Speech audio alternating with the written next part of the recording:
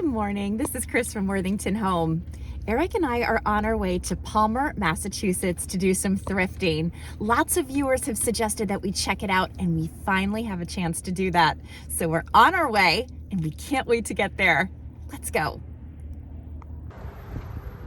We just arrived at Yankee Flea Market. It took us just over an hour to get here, so not bad at all. I'm very curious to see what they have inside, and I'm also eager to get out of the freezing cold wind. Okay, we've got a little entry area. Let's check it out. This is such a large collection of Popeye. I don't think I've ever seen so many Popeye items gathered in one place before. This is quite something. Just checking out that stoneware lamp. It has a rooster on it. It's so cute. The price is $47.99, but the lamp is 25% off. This is a really cute teapot. It reminds me of Hall, but it was made by Pearl, so different manufacturer. Just want to see the back stamp. Very interesting. This is such a pretty bleak bowl, and it's really big. I just want to get a better look at this. Okay, so we know this is not a super old piece, but it is very beautiful and could look really nice in a collection.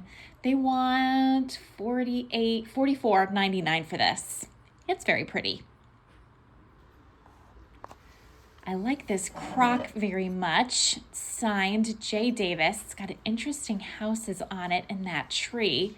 This was made in 1986, but it looks much older. $45 for this. I really like it.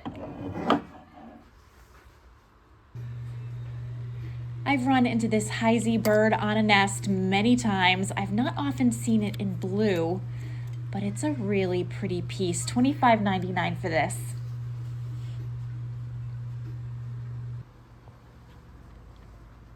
The pattern on these plates is so interesting and so wintry. I love things with pine cones on them. Only $10 for this whole set. Doesn't seem like a bad price, but this is not a manufacturer that I have experience selling, and I wouldn't want to pick up that many pieces unless I was sure I could flip it. These are really interesting. These are characters from movies or from nursery rhymes. I'd never seen them before, but when I looked them up on eBay, I found that they were pretty plentiful there and went for about this price. Eric has his eye on this bowling ball drink dispenser because you never know when you're going to need a bowling ball drink dispenser in your life.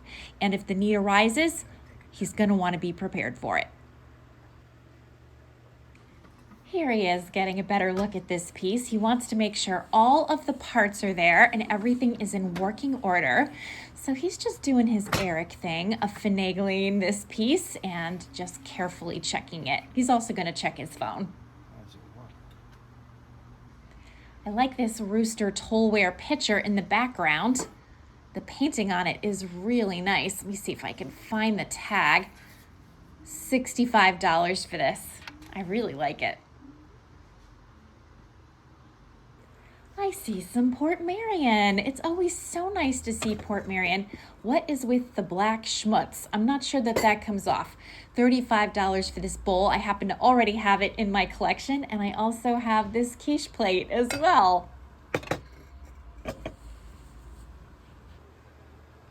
I haven't seen a Port Marion clock before, so that's a first. Very interesting piece. Let's see, the price on this is $35. I really like this pottery collection. The cow is super cute, but I like these goats even more. So let's see, they want $25 for this. Stali, it's made in Switzerland. It's so beautiful, but look at the one behind it. This one is so much better. Just have to take this box off the top, put that to the side. Let's get a better look at this. They want $45 for this. The painting on this is so fabulous. There's the back stamp. It's like a sticker on the bottom. Yeah, this is a really nice piece. It's somehow reassuring to know that ugly pie plates are waiting for me in every state across the nation. This one's pumpkin pie. No, thank you. Well, it's good to know that if I need to make a phone call, I can, because here is a fabulous telephone booth. This brings me right back. I need to actually dial it and get the full effect. Oh, yep. There's that sound. Does that bring you back? Here's the area for all of the different coins. It's hard to imagine. These used to be everywhere. Now you really never see them. This is such a pretty bowl. I think, is this ruby cut to clear? I think that's maybe what this is. I like the stars on it, and of course I love the red color. It's got some scratches and things on the bottom, but you would expect that with something older. It would be so fun to dig through these massive, huge bags full of costume jewelry. Wow, you could really spend a lot of time, and I bet they're a jumbled up mess in there. There's 2 bags, $25 each. Are you up for it? Oh, this poor beaver was definitely found at the wrong place at the wrong time. For $550 for this guy. Wow. I like stuffed animals, but I prefer mine in this variety. Wait for it. Yes, that's much more my cup of tea. Very cute indeed. There's a whole pile of toys here on the ground. I want to get a better look at these and see what the prices are. I remember this dog. I saw lots of this guy in my childhood. I like the hat. He's ready for some detective work. I'm going to put him down so I can see the price. It is $9.50 for this Fisher Price dog. He is really cute. And I want to check out this bee that's behind him. Look at that ginormous eyeball. I like this cow picture. It looks a little bit smug. $24 for this. It's a 50% off booth, so that brings the price down quite a bit. Just checking for condition issues. I really like this, but I think I'm not going to pick it up. This was made in Japan. It's a really interesting piece. It definitely has lots of personality. Just going to put the head back on. There you go. I'm trying to get a closer look at this pitcher and basin set. I love the green color and the design. $45 for this. It's 50% off, but I don't know what kind of condition it's in. It doesn't look terrible from where I'm standing, but let's get a closer look. And wow, those are a lot of cracks. This thing got hurled across the room, I think at some point, hopefully not at somebody's head. But it is a beautiful design, even though it's not in great condition overall. This was made in England. Here's another pitcher and basin. This one does not look as damaged. $22 for this one. I like the flowers on this. It weighs a ton. I'm going to see if I can flip this over with one hand. Oh my gosh. Nope, no back stamp on that. It's a very pretty piece. It would look beautiful with flowers in it especially. Here we have some bicentennial canisters. Those are so much fun. I really like the eagles. They want $39 for the set of 3.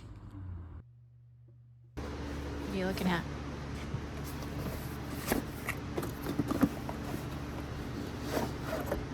Battery in it and it's magnet here, like a siren. Why would you need that in life? I see some pilgrims poking out of this basket. This is a really interesting picture. $5.50 for this. I think I need a group of pilgrims in my life. These are Victorian trade cards. These are all old Victorian advertisements, and people used to collect these. They make a fascinating collection. This is actually a page from somebody's scrapbook. Several of the pages are representing here. Those were all spool advertisements, spools of thread. And there's all different ones here. They have such an interesting look. There's some cough medicine and sewing machine advertising. I just find these fascinating. Eric, as usual, is way up ahead of me. He looks through things so much faster than I do. He has a fewer things that he's looking for. I think that's probably why. There he is. Let's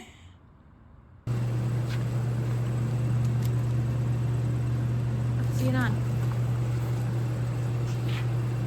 How do I look?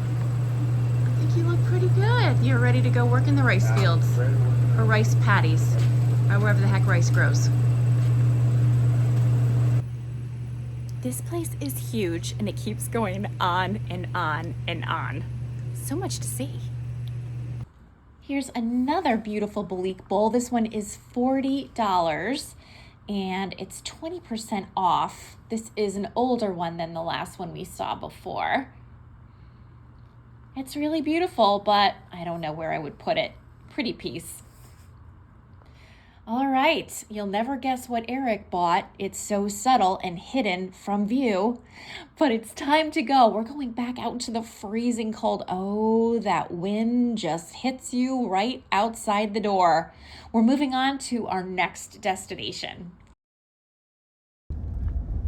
Well, we're bummed out to find that some of the stores we were hoping to see are closed today, but that's okay. We are going to find some other place to go. We're at the vintage cellar. We're inside out of the freezing cold. The store is not terribly warm either, to be honest, but at least the wind isn't blowing on us. This is an interesting pheasant picture. I like it, but there's a lot of discoloration around the edges. Not sure if you can see that. There's quite a suite of these Victorian parlor chairs. I really like the carved wood details on these. I've seen at least 6 chairs so far, and I'm still counting. This is a really impactful mirror. It's a hall mirror. It's so tall and very ornate. They want $285 for this. I'd be afraid to transport it home. And this is a Villeroy and Boch covered dish. I love Villeroy and Boch, but they want $70 for this, and it's in dreadful condition. Also, it's so dirty. Ew. I'm wondering if this is Prince Albert and Queen Victoria. It definitely looks like them, and I think this is maybe written in German, which only confirms my suspicion. We're headed downstairs. There's a basement floor, so we're wondering if it's any different from upstairs where the prices are pretty high, but it's still fun to look. This is intriguing. I like the blue light. Let's see what's through this hallway. There's lots of vintage clothes down here. These cats are very cute. Aww. So cute. Let's see what they want for this piece. I'm just curious. The tag says $16 and it says planter, but I'm not sure where you would fit a plant in this thing. Maybe a tall, skinny one way in the back? I'm confused. All right, we're headed out into the freezing cold again. That was fun, but we're on to our next location. I think it's time to grab some lunch. I am ready for it. We're walking towards the restaurant. We're headed to Fitzwilly's. I am starving to death and ready for lunch.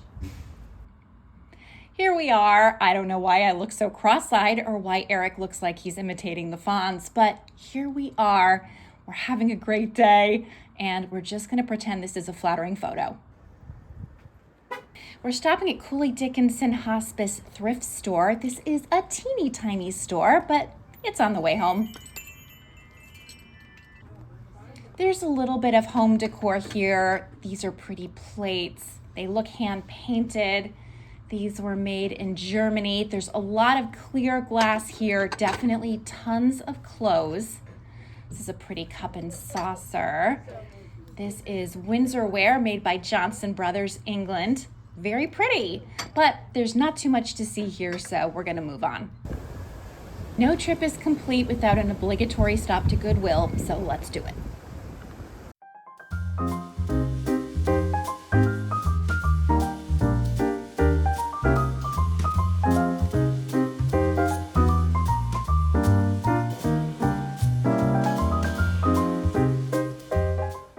We had this exact pattern of plate when I was growing up. That is so funny. Americana hearthside stoneware. Ah, yes, I remember it well.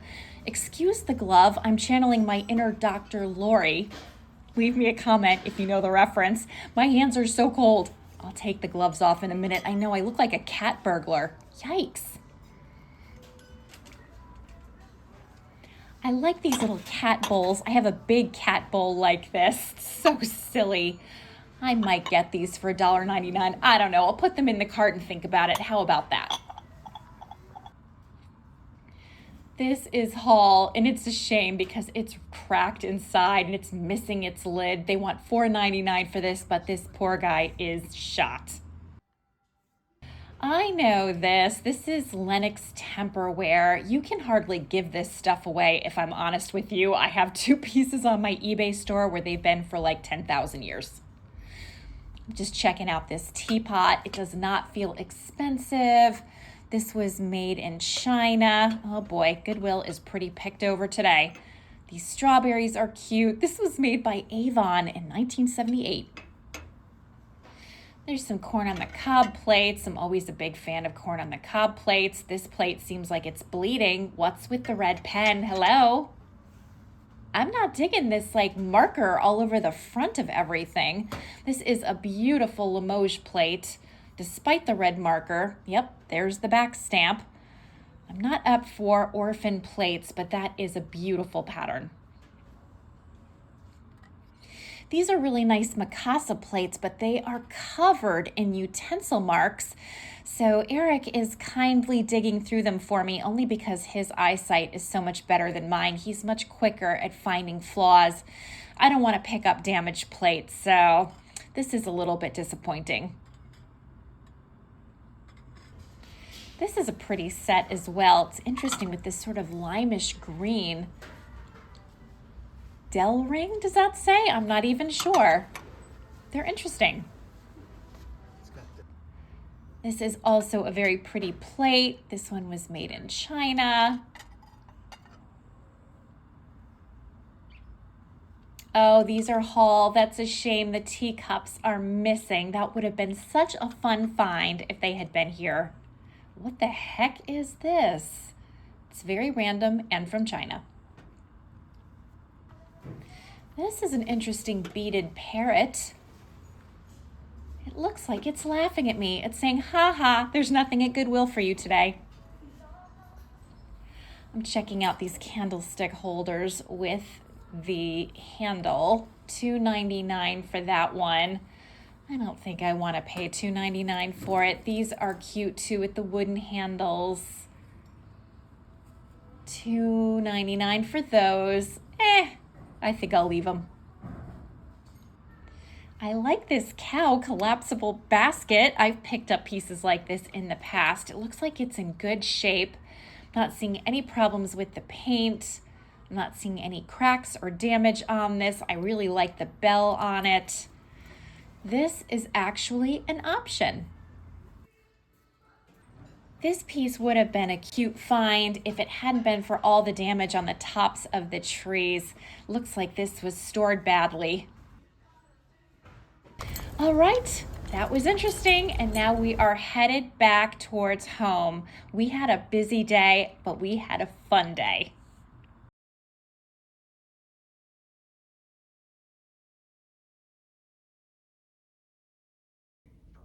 Eric and I had so much fun thrifting in Massachusetts yesterday. It was a very last minute decision to go. We happened to have some spare time. We really wanted a change of scenery. We're really close to the Massachusetts border, so it's really easy to just kind of pop over and see what's going on in our neighboring state. So we took a little dash and a little trip just to see what we could find in the vintage and antiques domains. So in our excitement to just have a quick little getaway, we didn't do our research all the way because it turned out that 2 of the stores we really wanted to see in Palmer, Massachusetts were closed on the day we were there. So we will go back and see all of those stores. And as I said, it's not far, so no big deal. But we did have a chance to go to the store we really wanted to see. And you saw that footage already. We really enjoyed looking through Yankee Flea Market. It was an enormous space. It was one of those spaces where we got there and we thought, what's our strategy gonna be to make sure we see everything? Which, that's something Eric's really good at. He was like, we're gonna go down this aisle, we'll do this section, then we'll do that section. And I just followed him like a little puppy because I get lost in my own house. So we followed his course of action. We saw lots of interesting things. There was such a variety of items and a real variety of price points as well. And we were really happy to see that some of the stalls were having sales because that made it possible for us to pick up things we might not have otherwise bought. But as much as I hate to admit it, the person who won for the day in terms of finding the best item was hands down Eric. Let's see how it works. You would unscrew this. You would put ice in here. Yeah. Close it up.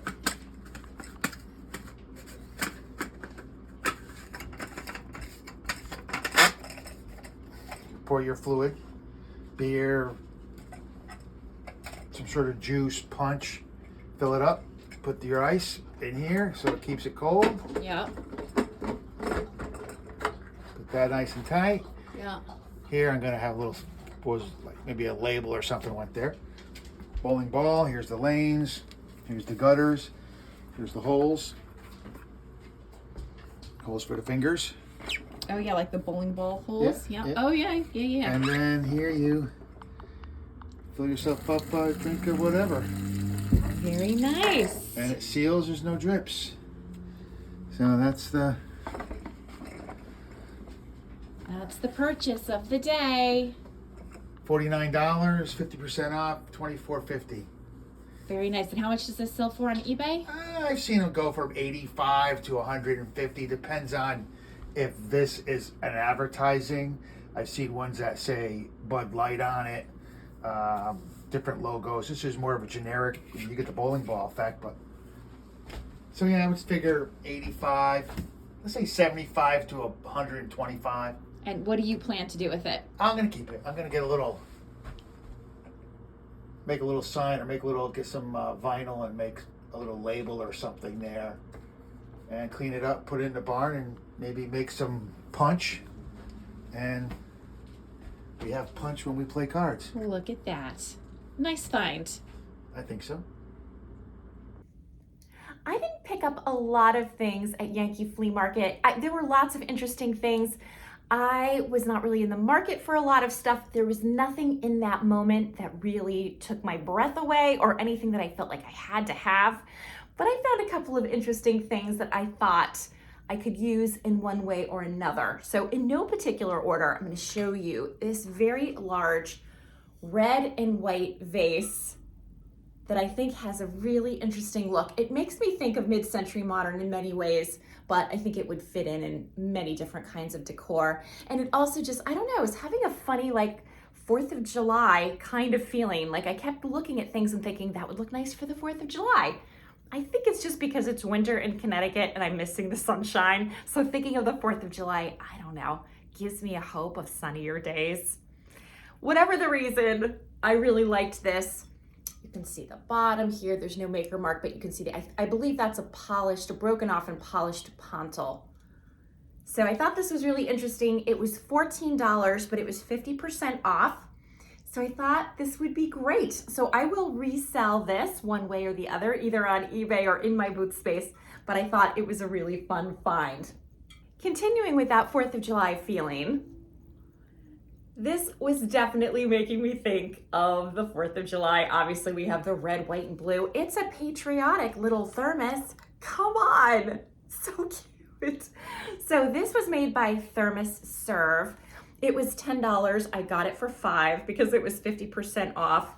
You can't make out the words too much on the bottom, but this is what the bottom looks like in case you're curious.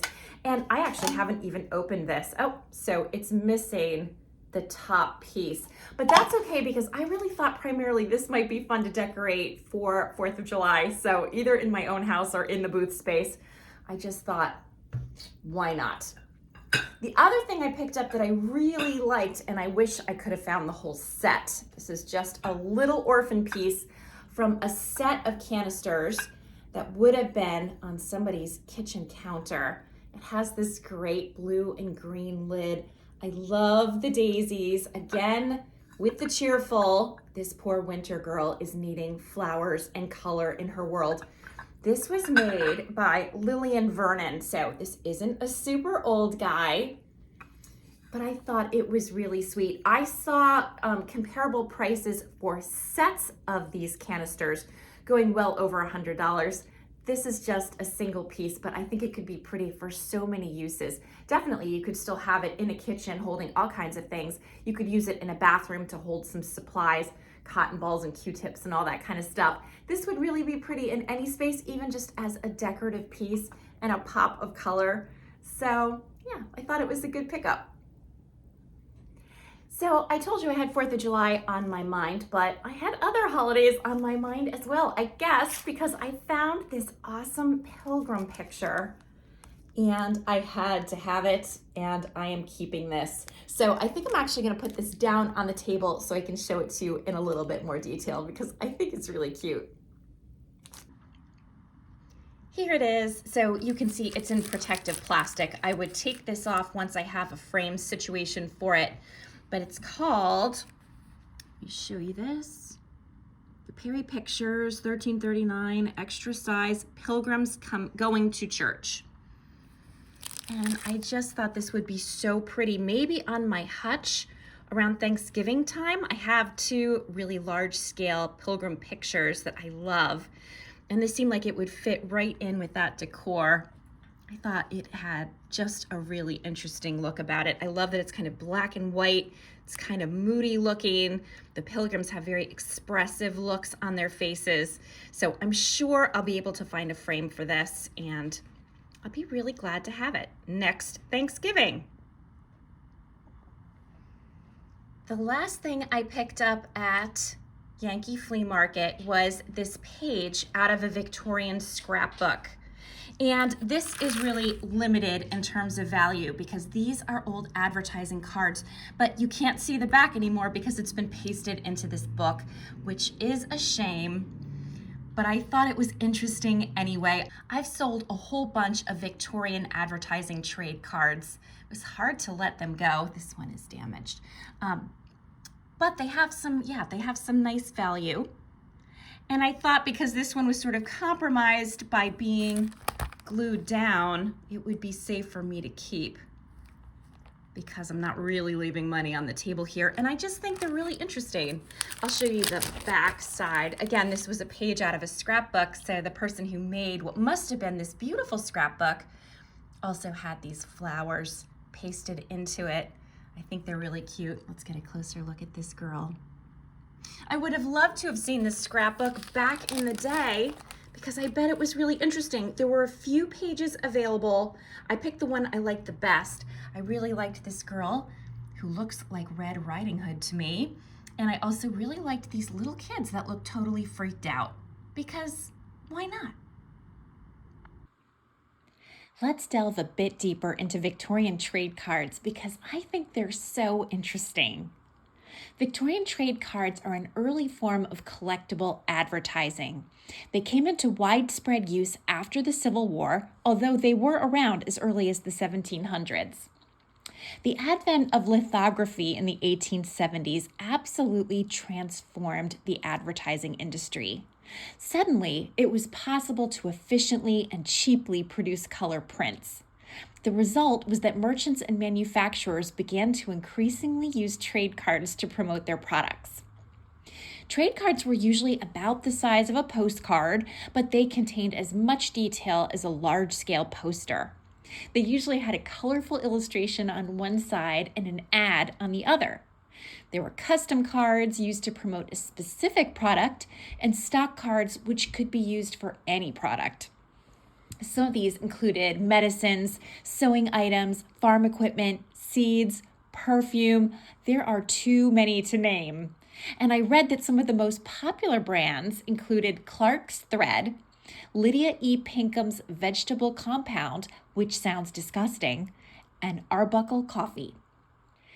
Trade cards were often given out and displayed at stores, fairs, and exhibitions. I read that there were drummers, people who walked the street looking for customers, who handed out trade cards to passers-by.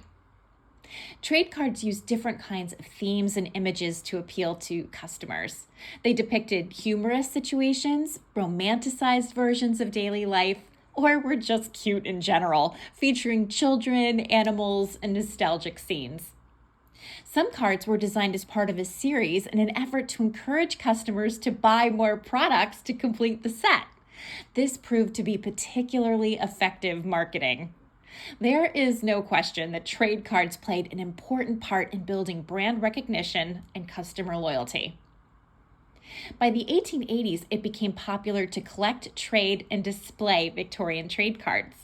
Collectors were especially drawn to cards with beautiful artwork or interesting subject matter, and many sought to obtain complete sets or hard-to-find cards. This was a hobby that appealed to both men and women, girls and boys. Albums were often used to store and showcase collections. Eventually, other forms of advertising replaced trade cards, like those found in magazines and newspapers in the early 1900s. Collectors today are unlikely to adhere Victorian trade cards into albums because it obscures and possibly damages the writing on the back. Instead, it's much more common to use plastic sleeves or the kinds of albums that allow the cards to slide in and out without disturbing the paper. Frequent handling, of course, is not good for the cards, so it's best to protect them to the extent possible. As with all things, the value of Victorian trade cards varies greatly. Condition, print quality, image, and rarity all affect price. Today, Victorian trade cards are again considered highly collectible, and they have been for some time. They give us an interesting perspective into consumer culture, graphic art design, printing techniques, and societal attitudes from bygone days. If you're just getting into Victorian trade cards, I'll warn you, some of them don't conform to our modern ways of thinking and can even be off-putting or offensive. It's important to remember that they are a product of their time, and there can be no question that society has changed a great deal in the last 125 to 150 years. In that sense, I suppose they can be an illustration, literally, of how far we've come. The last thing I picked up was this grouping of 6 placemats. That's one side, and here's the other. I ended up paying $10 for these, which was maybe a little more than I should have, but I loved the colors on this. And so I thought, you know what, I'm gonna take a chance, especially because there are 6. So often when I get placemats, there are only 4. And I thought it was nice to have those 2 additional ones in case somebody wants a bigger place setting. So that was our experience at the Yankee flea market. And as I said, we will go back and visit the other stores that weren't open, including Palmer Antiques Co-op and Antique Junction. So we shall return. However, the day was still early enough that we felt like we could do a little bit more traveling. We didn't have, again, a firm plan. We didn't really have a super plan B. We ended up kind of wandering over to Northampton, Massachusetts, where we've been before on another kind of thrifting adventure. And we ended up going to the vintage cellar, which was a really interesting store. The prices were higher than what we're accustomed to, and we didn't really feel like paying those prices, but there's no question that there were lots of really interesting things to look at, including quite a few interesting vintage clothing items. I also have to say my favorite part of that store was that the owner, I don't know if it was the owner or an employee, had 2 dogs in residence, and they were so cute and so friendly. It was nice to just sort of see some furry friends along with the antiques and the vintage and all of the things. Afterwards, we went to a restaurant that used to be here in New Haven, Connecticut, and it closed years ago. It's called Fitzwilly's. I almost fell over when I saw it. It used to be one of my favorite places to go. I actually used to go when I was in high school and college. And I loved that place. So it was really a throwback to go. And the interior was very much the way I remembered it when it was in New Haven. So an unexpected little like going back in time moment. The food was excellent. We went to a hospital thrift store afterwards that was tiny. And I think it had been pretty picked over by the time we got there. It was later afternoon by then. So we didn't find anything there. But I wanted to just try one more place. So boring alert, we went to Goodwill. And I know if you're gonna take the trouble to go across state borders to see new things, probably the last thing you should do is go to Goodwill. But I always have like this curiosity about whether one Goodwill will be different from another one, or if it will be more inclined to carry certain things. I don't know, there's no method, I guess, to my madness more than just curiosity. So we stopped into the local Goodwill. This Goodwill store was so different from what I'm accustomed to because instead of having colored tags that let the employees know what day things went out, they just had big slashes across things, which looked a little bit like a crime scene to me. I'm not gonna lie. It wasn't a great look, but I don't know, must save them a little bit of time. And then instead of having individual price points on things, they just had a list of like what a plate goes for, what a bowl goes for. So again, must be time saving, and maybe with that kind of price structure, maybe you can find better deals. I'm not sure, but again, by the time we were there, it was late in the afternoon. There were lots of people in the store. I'm sure lots of people had already been through the store, so there wasn't much to find. I did though pick up 2 things, including this really beautiful Christmas ornament that is all glass. It's like this beautiful swirled glass. I thought this was really, really gorgeous, and I think the camera is not doing it justice. I paid $2 for this, and I know it's funny to pick up a Christmas ornament now that Christmas is over, but the truth is sometimes that's your best time to pick up holiday decor, when that holiday is in the rear view window, or if that holiday is really far into the future, because people don't have a lot of demand for these things. So it's very much my way to just gradually pick up interesting things when I see them, like this Thanksgiving Day picture, even though Thanksgiving is behind us, and I guess again ahead of us, a little Christmas tree ornament. If I'm thinking of the 4th of July, why not pick up a thermos I can use for decorative purposes?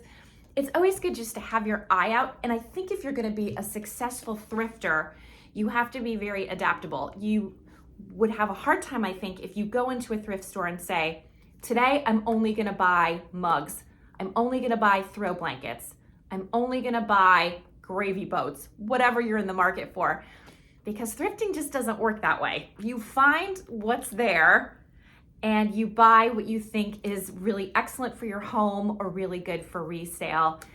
You just can't, if you're too strict and rigid in your purchasing plans, you're probably going to be disappointed. And while that can be okay if you're buying for your own house and you really are on the hunt for a particular item and you keep looking and looking and looking, that's great and people do that. But I think if you're really going to enjoy thrifting, you're probably better off just kind of rolling with it. That's been my experience anyway. We're all different. The other thing I would caution you about thrifting, and this comes from a girl who spends a lot of time thrifting, is you have to really, or at least I have to really check the impulse to buy the best, worst thing. So for me, there can be such a desire to bring stuff home because I want to have an interesting haul and I want to have things to sell on eBay and I want to have things to sell in my booth space. Sometimes you just look for the best things out of a group of things that are as opposed to having very high standards and only buying the best. And I've gotten better about that over time, but I really had to check that impulse yesterday.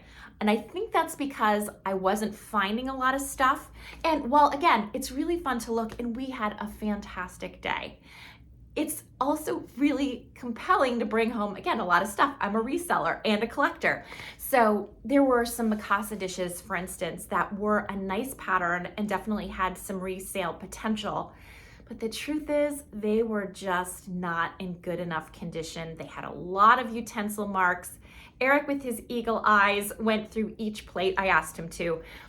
They were just not great. And then on top of that, they were priced for a little bit more than was ideal for the purpose of resale. And so I put them in my cart, and then I realized this isn't the way to go. This is the best worst thing. So I took them out of my cart again.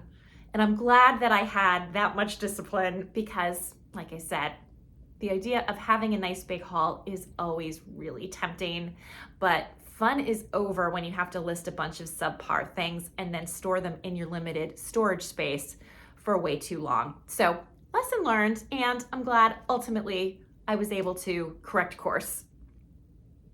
So after I put those subpar dishes back, I was really excited to find this cow basket that has a little bell on it. Oh my gosh, I love the little bell. Look at its little cow face. Here's the basket, and the basket collapses and stores flat. You can move the stand, or you can display it. Here's the inside. Even the inside has a stenciled cow, which is adorable in my opinion. And here's the little tail and some more stenciling as well. So this was $4.99. It would have been even better at a lower price, but I love this. I actually had a basket like this once before. It was a cat. It was also really adorable, and that sold pretty quickly. It was a really fun piece, but I love this bell. So I'll probably list this on eBay as a starting point. If it doesn't sell, it will end up in my booth space. And it was a nice souvenir of the thrifting day.